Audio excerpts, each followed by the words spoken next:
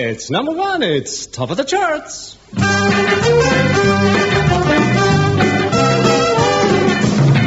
Yes, it's top of the charts, bringing you up-to-the-minute hits and brand-new sounds introduced by disc jockeys that are old favorites.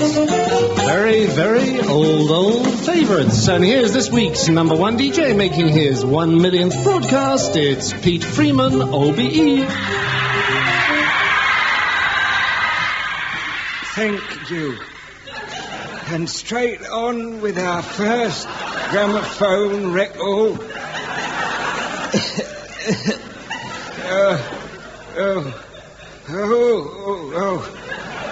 Thank you, nurse. Here is the record, guys and gals. So blow your minds and let it all go hang. It's...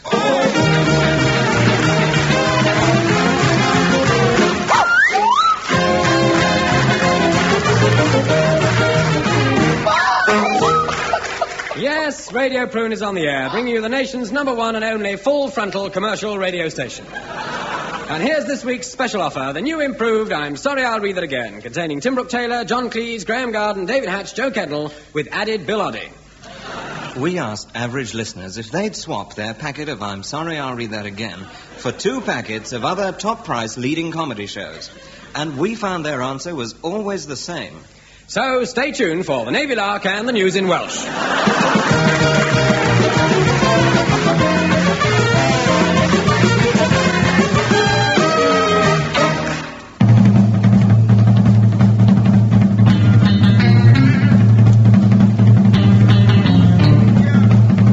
Sound of sensation and throws an elation. This is Radio Prune. Our next program, which follows in a few moments, Meanwhile, here is a short message from the chairman of Radio Prune. Hello to you all out there in Prune Land. As you may know, Radio Prune has run into financial difficulties. And with jokes like that, you can see why. However, we are having trouble over staff shortages, since so many of our broadcasting personalities are going into television or retiring or quite simply falling over. Many of our top disc jockeys have been lured away by the easy money they can get on the old age pension. However, we shall still try to bring you the very best in full frontal radio, and I hope you'll bear with us. And now here is our next program, Countrywide, the radio magazine featuring reports from all over the country, introduced by Michael Barrack. Hello, Michael Barrack here. The big news today is the staff shortage at Radio Prune. For a report over to Ralph Sunshine in Edinburgh.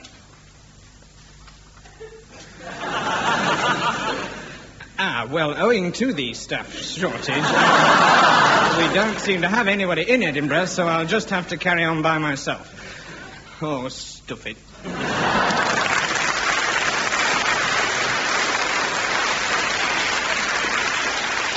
And now here is an announcement. Owing to the crisis, many of our programs have had to cut down on performers. Later today, you can hear Not in Front of the Child, Steptoe and Horse, and The Archer. The Jimmy Clitheroe show will go on as usual. And on and on and on. And now, here is the news summary read by Eddie Waring. Well, today's big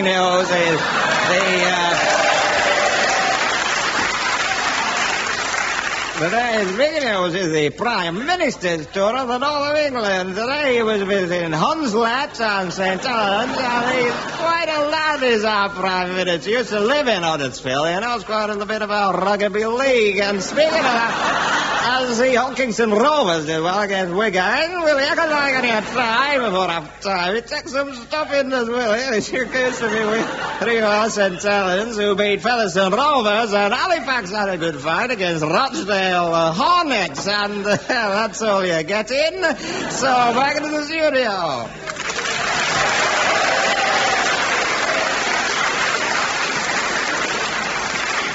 And you can hear Eddie Waring, OBE, later tonight, giving a short piano recital from the public bar of the Wounded Gibbon. And now, Radio Prune continues with a short commercial break. Oh, dear, look at this mess. John's parents are coming round for supper, and the drama group will be here at any moment. And we're having a children's party, and the band of the Irish Guards are dropping in. And the Queen said she'd arrive not later than 6. Oh, what am I going to do? This floor's such a mess. I'll never get it finished in time. Oh, come no surprise.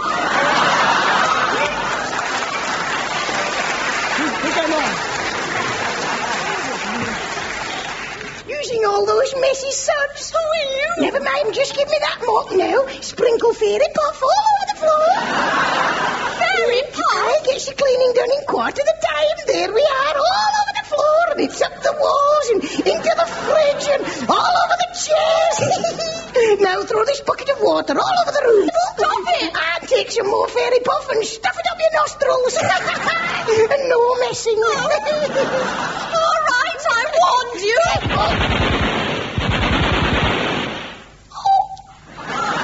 Yes, next time a nosy old busybody comes in and fouls up your housework, try a Westminster submachine gun.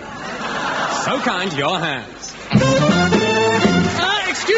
Excuse me 1 moment. That was a commercial. Well, this is a commercial radio station. Well, you can't have commercials on Radio Prune. I mean, dash it all. What are the listeners going to think? Well, just take a look at these letters that have been pouring in. Listeners' letters. Dear Director General, hats off to the BBC for the black and white minstrels, Val Doonigan and Songs of Praise. What lovely melodies and what worthwhile entertainment. Let's have more of this, please. Yours faithfully, Charity Ball Miss. P.S. May we also have more nude men in rubber boots? Dear Director General, as a regular radio listener, I feel I must protest most strongly as often as possible. Yours sincerely, Brigadier General Titfield Thunderbolt, MC, GPO, PVC, DSO, and Looney. Mein lieber Herr Oberdirektor General mit den britischen Broadcaster Radio Gesellschaft der Telefunken-Kooperation gesplittet. On behalf of the overseas listeners, I must be complaining about the puzzling references in so many of your program gesplissen which have no meanings for us ignorant foreign chaps, you sneaky British swine. Who is the Rolf Harris and the mysterious Unune Wien? Please to explain so that we may have a good laugh with the hoo-hoo-hoo and the chucklings which I like. Who says we have no sense of humor, baby? Yours faithfully, Abdul Ramjit Singh, Joe B.E.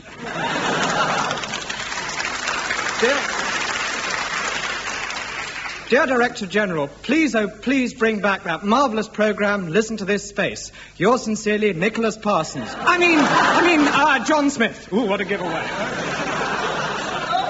There you are, you see. That's what the listeners think about my scheme. But none of them even mentioned commercial radio. You see, they haven't even noticed. Now, look here. If we put adverts on radio, that'll make people go out and buy things, and if they're out shopping, they won't be at home listening to the radio. Put ourselves together, let's give the listeners what they really want to hear. One of those popular, never-ending serials that go on and on and on and on.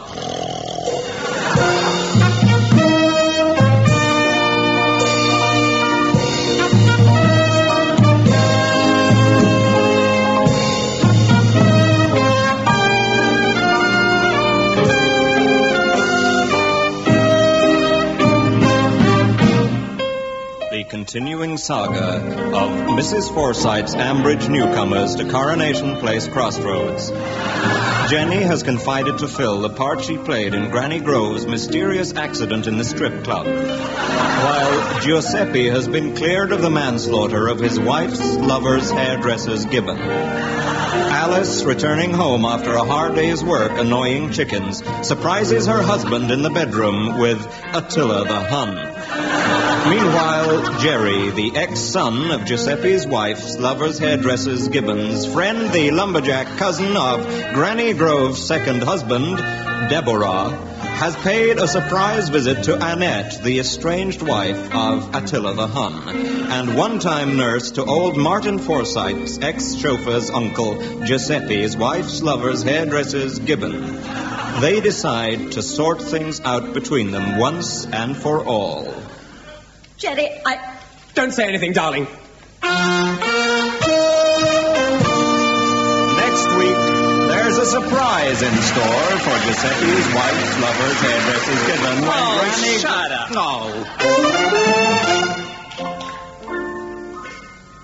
Having a party?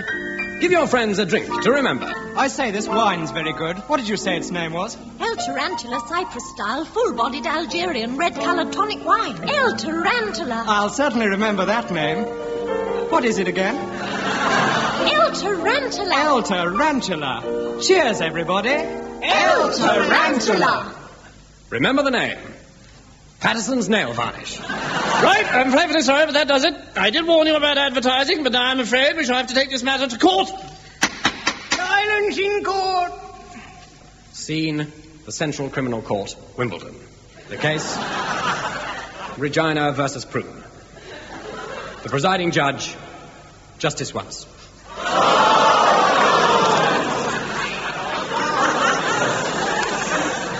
Now then, you are chairman of Radio Prune, right? Yes, I am. Oh, well, you will be taken from this place to a place of execution where you will be hanged by... No, my lad, I think you're a little confused. Hey, you mean this isn't a parking offence? No, my lad. The defendants, Radio Prune, are accused already of illegally broadcasting advertising material and slipping in commercials when nobody would notice. Slipping in commercials? Disgraceful. That reminds me of the case of Regina versus Copplestone's frozen sausage balls. Copplestone's frozen sausage balls, my lad? Yes, Copplestone's, you know, tangy, zesty sausage meat in mouth-watering chunks, a meal in itself. Get some today. Quite so, my lad, if I may continue. By all means, but don't forget your Copplestone's frozen sausage balls. They're bursting with goodness. Continue, carry on you go. Thank you, my lad, already. Radio Prune has persistently and willfully been broadcasting commercials and managing to drag them in at every conceivable opportunity. My lord, I object. I should like to point out that my clients have not been proved guilty of these charges, and that dull, dry, lackluster hair can take on a new life with McGregor's oatmeal shampoo. My lad, I object. So do I. If you want to treat your hair to the tonic it needs, try Senosal, the shampoo with a twinkle. Objection sustained. Continue for the defense. Thank you, my lord. The facts, quite simply, are these. Scientific tests have shown that regular soaking in Cleaner Dent makes dentures sparkle. I object, my lad. Something is very wrong in this courtroom. Why does my learned friend get all your attention, my lad? You never seem to notice me. B.O. Here, what you need is Pugon deodorant spray. Let Pugon spray away your worries. You're fresh, and you stay fresh all day. Your underarm is full of charm with a Pugon deodorant spray. Hey, a Pugon deodorant spray. Boom. My lad! Shut up, case dismissed. Before my next case, the gentleman of the bench and I will entertain you with a little song. Oh, no. No. And now, by public demand, we have a surprise guest appearance by one of Britain's most popular singing groups, the Confirmed Bachelors. OBE, and Dame of the British Empire. And here they are with their latest hit, a beautiful quiet ballad sung in their very own sincere, moving, inimitable style. It's called Silence, and it's sung by the Confirmed Bachelors.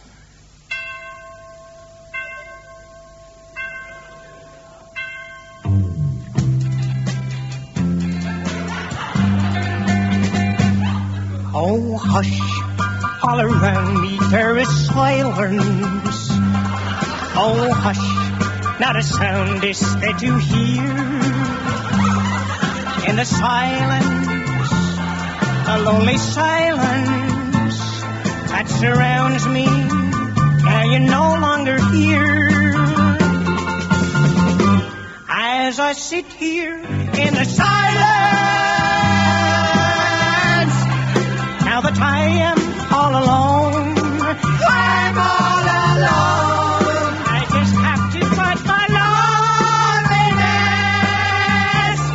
Because I'm on my own. I'm on my own. Oh, hush. All around me there is silence. Oh, hush. Since you left me behind. The silence, the lonely silence that is driving me right out of my mind. Out of my mind. darkness and the quiet. I can hear not a word, hear not a word, as I cry myself to sleep at night. Not a sound to be heard, sound to be heard. Oh, I sit here in the silence, silence, silence, terrible, terrible silence, silence,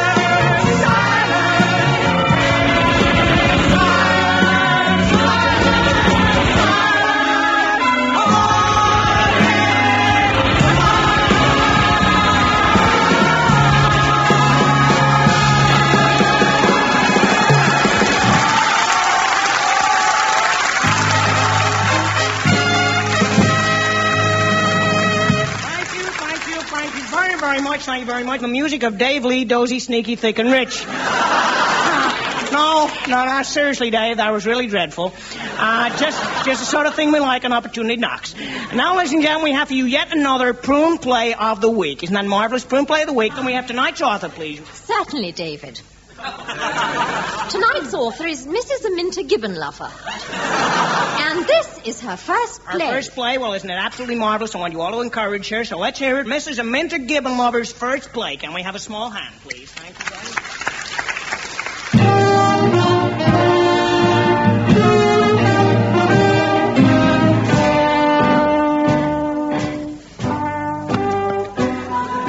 This is the story of a technological and engineering feat to rank with the mightiest in history. The building of the pyramids, the blasting of the Khyber Pass, the widening of the Finchley Road.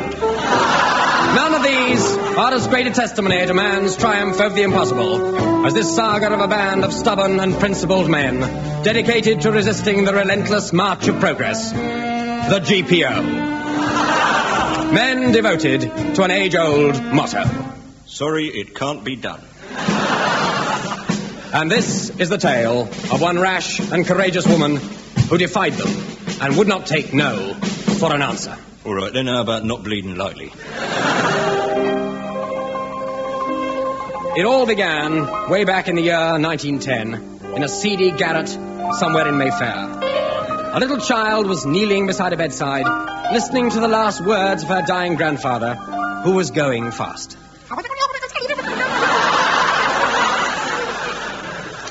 Grandfather, you're going too fast. Sorry, granddaughter. Child, I'm going to give you something very precious. It's been handed down through our family for many, many years. Here, it's an application to have a telephone installed. But, Grandfather, it's dated 1702. Yes, well, the waiting list's so long, you had to apply for a phone 200 years before it was invented. Now, promise me you'll make sure this old garret will know the cheerful bring of a telephone before another generation is brought into the world to suffer as I have done. I promise, Grandfather. I swear I shall not marry till a telephone is installed in 18 Pussycat Mews. Then I die a happy man. Oh!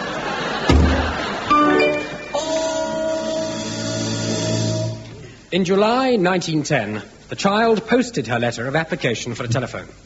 She was told that there would inevitably be the usual waiting period, but she was given a definite installation date. But the date came and went, and 2 days later, in March 1967, she wrote to the Postmaster General, this time in a registered envelope. In accordance with Post Office official procedure, the postman took the registered envelope to the wrong address, knocked 3 times and ran away before anyone could open the door. It was then marked Return to Sender. Within less than a year, an office boy had officially ignored it. But at last came that historic day in the spring of 1969. The top men of the GPO were assembled for a board meeting. Suddenly, the chairman took to his feet. Oh, what nice feet, I rather. He picked up his notes. Me. And the meeting knew from his first words that he was going to say something important. I'm going to say something important. Something important. Now, here are some new statistics on GPO recruiting. For a start, let's just have a look at the Switch Girls figures. Lovely. But now, gentlemen, I must inform you that we have a job to do more challenging than anything we've ever done before. This is more time-consuming than blocking up the threepenny slots in the phone boxes. Gentlemen, there comes a time when a man has to do what he has to do. When he must go forward, never looking back, without beating about the carpet or evading the customs, weighing up the prose and verse, throwing caution to the lions, putting his best foot forward, come rain, come dancing, for better or for worse, not mincing meat, telling it like it is, doing his thing, come what may. Need I say more? Yes. Very well, we have been asked to install a telephone at 18 Pussycat Mews. Telephone? What's that?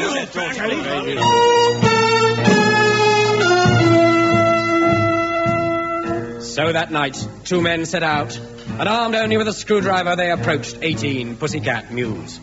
Fearlessly, they strode past the old tomcat in the yard, and without a care for their safety, they knocked on the door with their muffled gloves and hid behind the dustbins. The figure who opened the door was no longer recognizable as the little child who had knelt by her father's deathbed 60 years ago. But 'twas she, and now she was an old woman.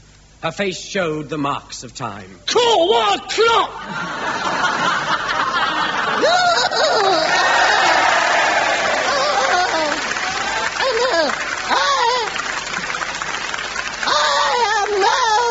Constance the Coverlet, the well-known frustrated spinster without a phone. But who's that crouching behind my dustbins? Is it two sinister men?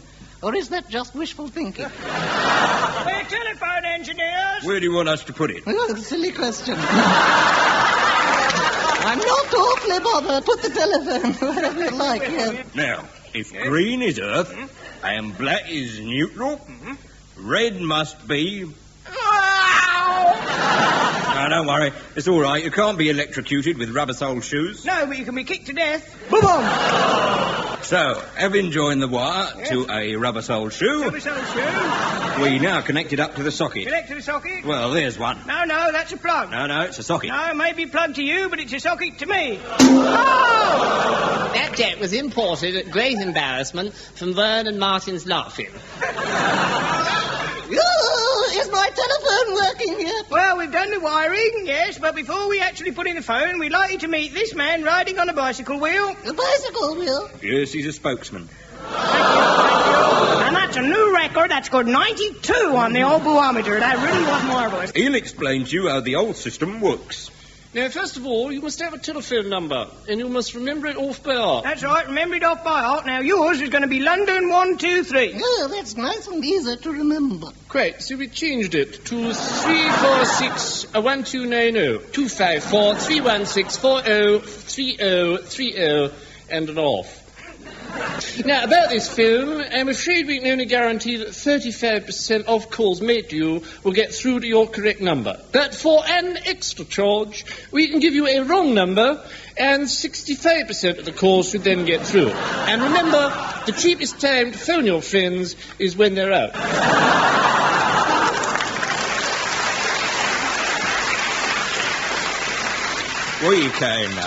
We can also supply you with an answering service with a whole variety of recorded messages. For example, this is a good one. Hello? I'm sorry there's no one in to take your call, but if that's Jimmy Young... There's lots of other services what we provide. You can dial to send a telegram, which is very useful when your phone's broken down.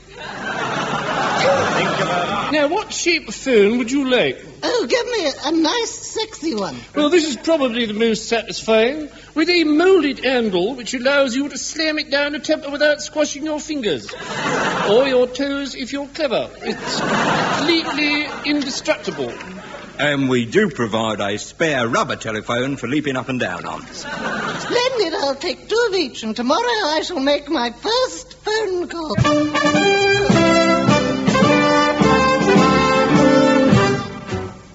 The next day, the opening ceremony attracted a big crowd. Unfortunately, amongst it was an undesirable element. A group of toughs in old-fashioned clothes with short-cropped hair and big boots on. Policeman. Boom, one in a row. But they were kept under control by a small band of Hell's Angels. The Postmaster General presented the 2 engineers with awards for their gallantry. Well, to you, I give this valuable second-hand OBE with I Love Yoko and a naughty picture scratched on the back. And to you, I give this copy of the Buckingham Palace Cookbook, featuring 101 ways to cook ceremonial horses. Then Lady Constance appeared. She was dressed to kill. 5 men looked at her and committed suicide. She strode forward and bit through the traditional white gibbon. Then she smashed a bottle of champagne on the new telephone, fused the whole of North London's electricity supply, and the post office tower took off and made a soft landing in the Sea of Tranquility.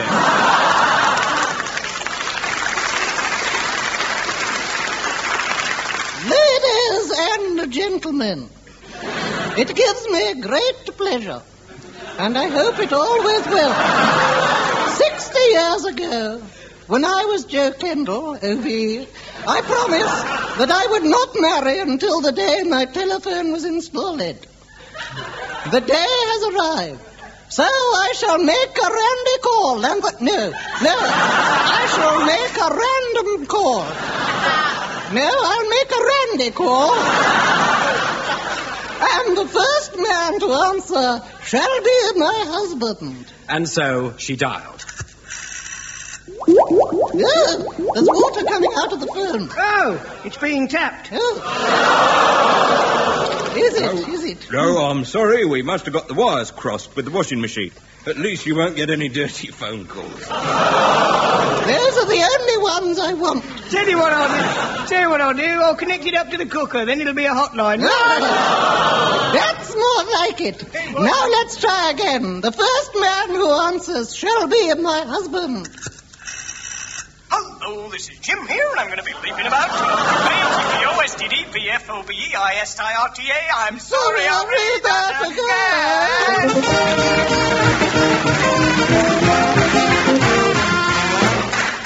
You have been listening to an anonymous phone call by Tim Brooke Taylor, OBE, John Cleese, OBE, Graham Garden, OBE, David Hatch, OBE, Joe Kendall, OBE, and Bill Oddie.